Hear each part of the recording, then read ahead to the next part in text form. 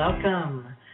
I am Tambra Harck, your host of Joy of Love and Life Radio, where we explore limitless expressions of love.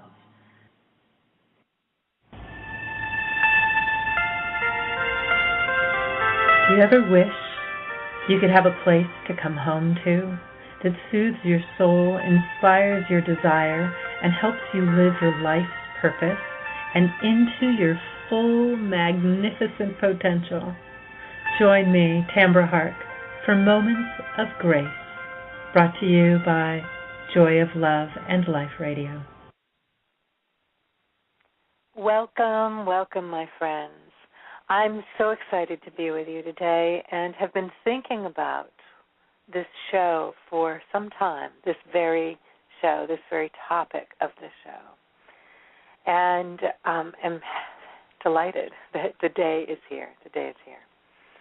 So these Moment of Grace shows, as you may well know, are shows that are just me. There won't be a guest on today. It's me and you. And in an exploration, perhaps, of a deeper single subject where we can explore something and bring more life and expression and embodiment to whatever the topic is for today. And today the topic is commitment to life. Commitment to life. I was delighted and honored the other day to meet with and speak with and speak Lynn Twist, the author of The Soul of Money, a superb transformational book. If you have not read it, I recommend that you order your copy today. I'm that urgent about it, and that you put it on the top of your reading list. She is also the co-founder of the Pachamama Alliance, which is an alliance between the indigenous peoples of the planet, initially specifically in Ecuador, and conscious, committed individuals who together are creating a new way of being and speaking about our honoring and appreciation of the earth and how we behave here, and a recognition that how we behave here truly does affect not just our lives and not just the lives of our children, but affects the lives of every human being, every species of plant or animal, and things we don't even comprehend about this planet forever forward. The choices we make today forever affect that. So the Pachamama Alliance is dedicated to bringing consciousness and collaboration to changing the way we treat our planet and ourselves for a socially just, environmentally sustainable, spiritually fulfilling world for all. Now, when I first began to hear their mission, if you've been listening to me for any time, you can imagine that I felt a great resonance. While I have not been involved in working with indigenous peoples of the planet, I have for many, many, many years been dedicated to being perhaps a spiritual archaeologist and supporting people in their individual honoring of their own nature, your body's nature, your soul's nature, your development, your expansion, and the nature that emerges from. And bringing your conscious, committed activities and choices and collaborations and entertainments and expressions into alignment so that both serve each other well, so that neither your lifestyle or your livelihood is at the mercy of your nature, and reverse is also true. Your nature, your personal soul, spirit connection and expression, your vitality and your creativity are not at the mercy of your outer life, your livelihood and your lifestyle. That has been my work for a very long time. So when I heard their mission, I felt the resonance with it. And when I heard Lynn Twist speak the other day, she gave voice to a particular, she gave language to a particular way of being that I want to really explore with you today. And that is commitment to life. Now, Lynn refers to it as living a committed life or the committed life. I want to talk to you about your commitment to life. With a commitment to life, you wake in the morning clear, connected, resourceful, intentional, knowing that not only do you make a difference, that the difference you make is yours to make now. Now. Not sometime in the future, not when you get it ready, not when you meet some qualification, not when you get a nod from somebody else who gives you permission somehow. No, now. Your commitment to life begins the moment that you decide it does.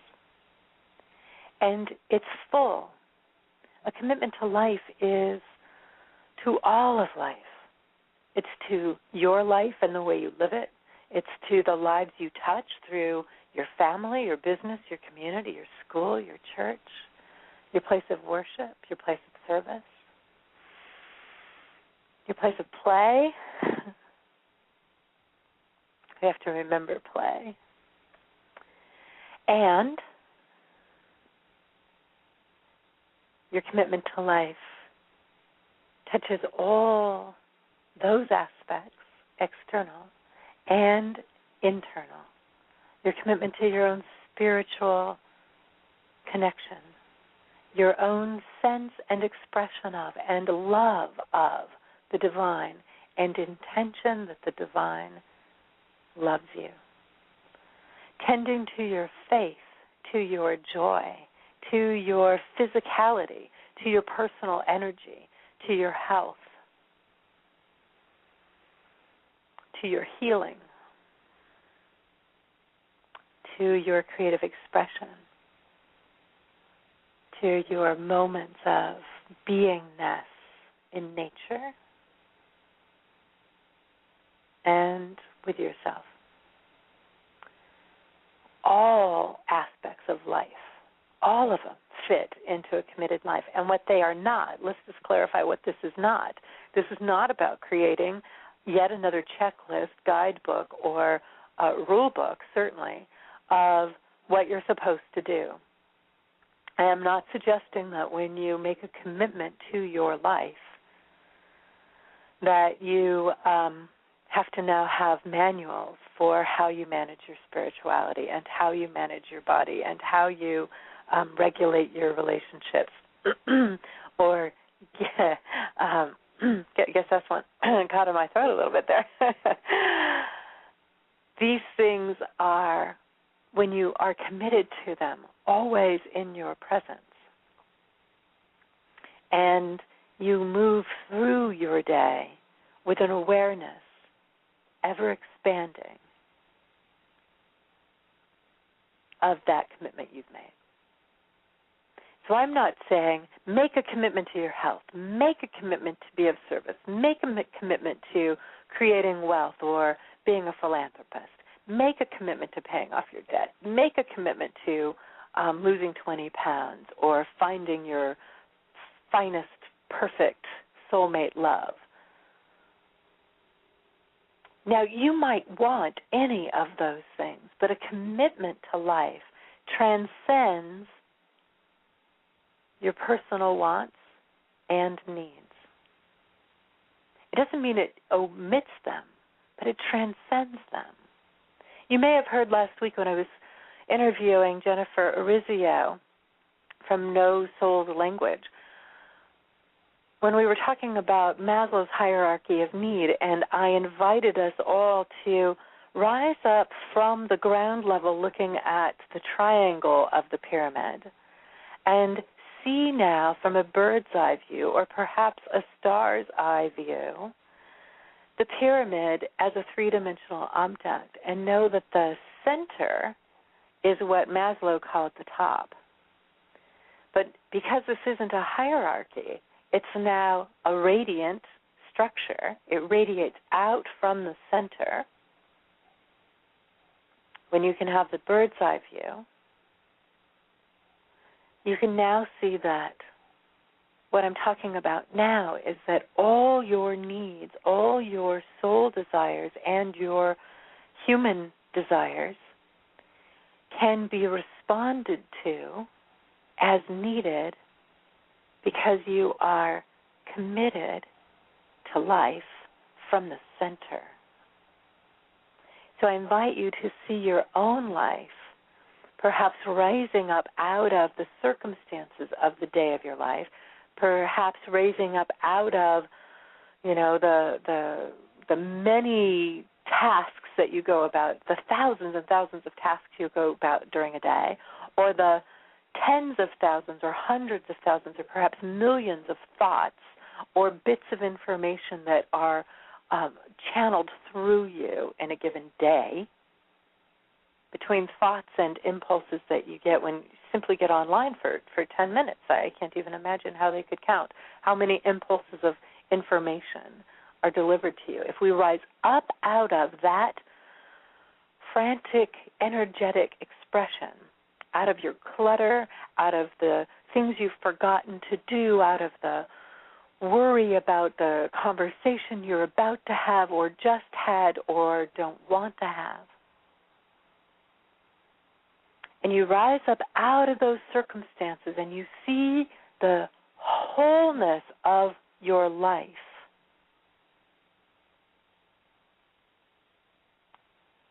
you can see that there's a life you've lived.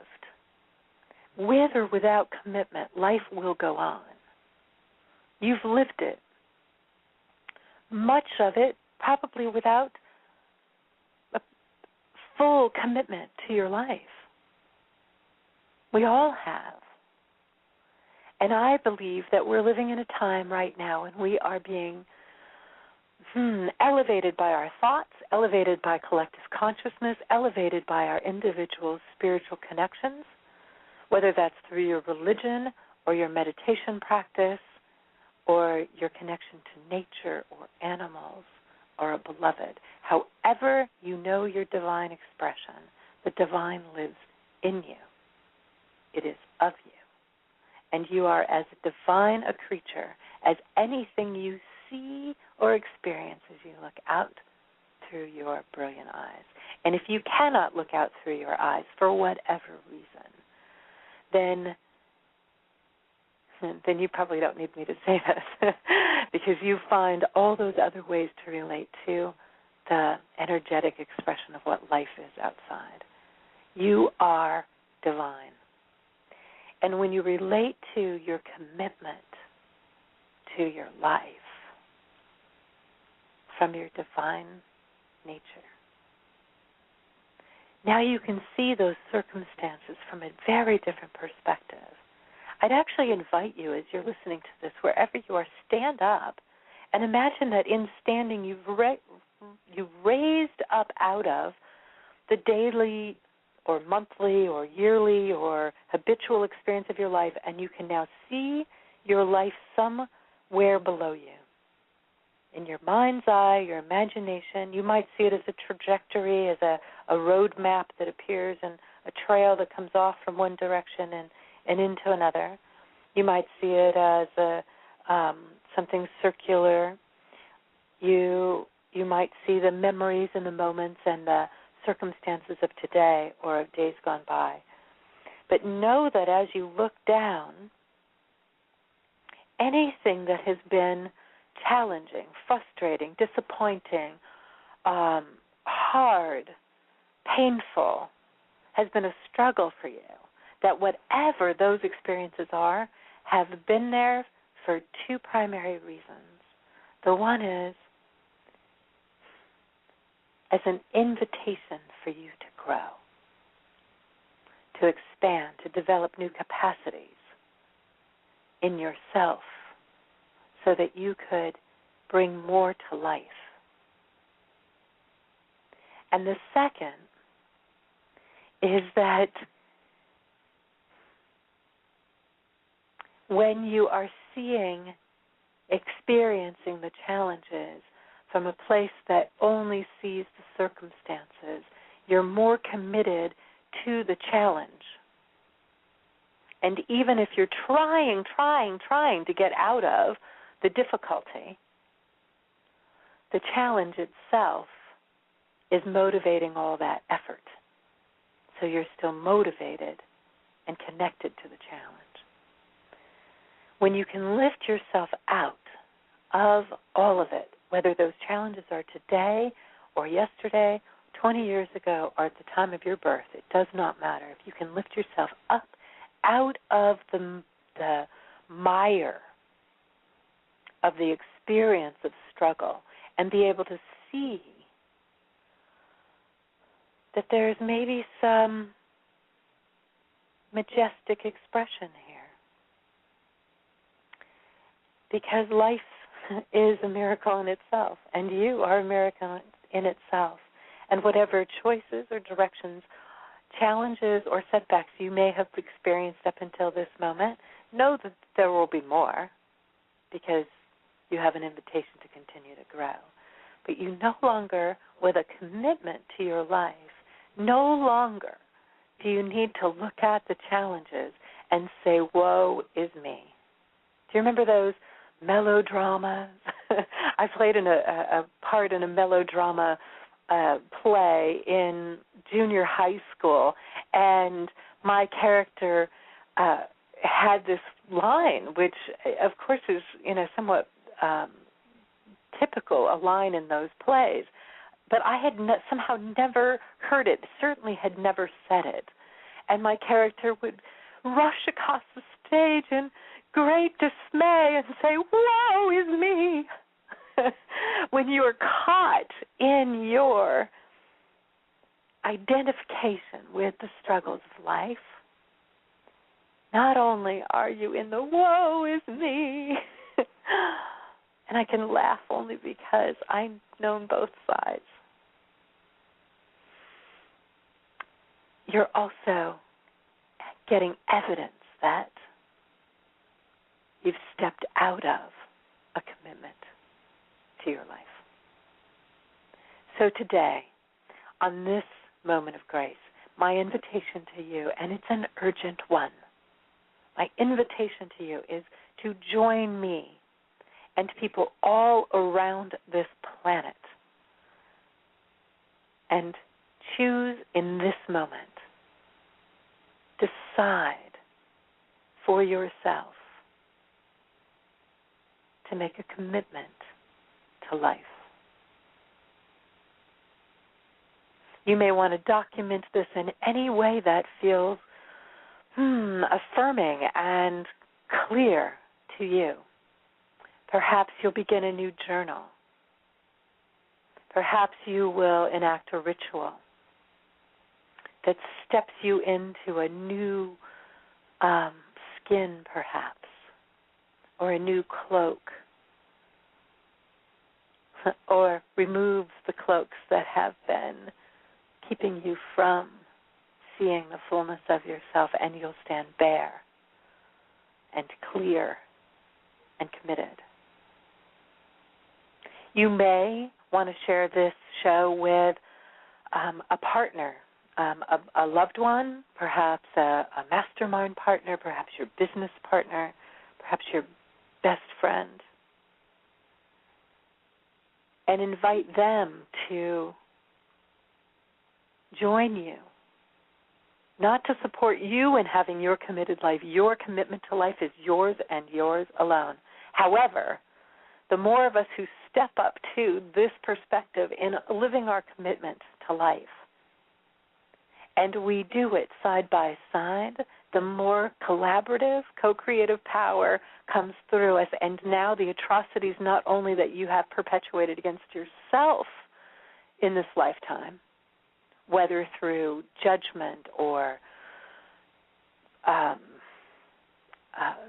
self-flagellation, emotional abuse, shaming, however you've done it, We've all done it in some way.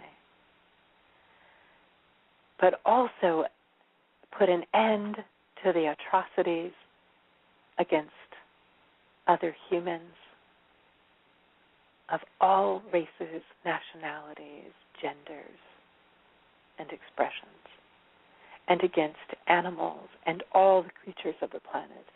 And we will put an end to atrocities against the planet herself. We will not do this from a fight. Those days are gone. You want to change the world, you change the world by being absolutely standing in your commitment to you. And in your commitment to your life, you will bring your grace, you will bring your power, you will bring your brilliance to your relationships, to your family, to your community, to the world, to be of service, to create wealth, to contribute to the highest good, to facilitate conversations, to elevate the conversations you're in.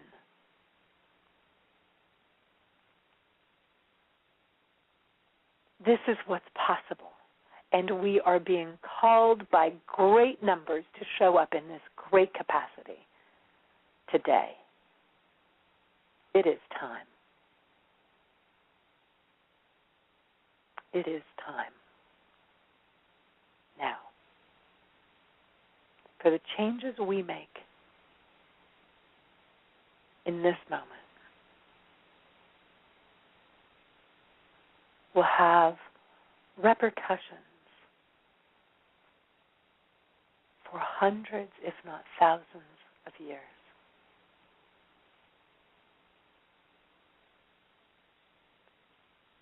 So you make the commitment to life for the value of and expression of living a conscious, joyous, love-making, change-making life. And in that commitment, you change all of life forever.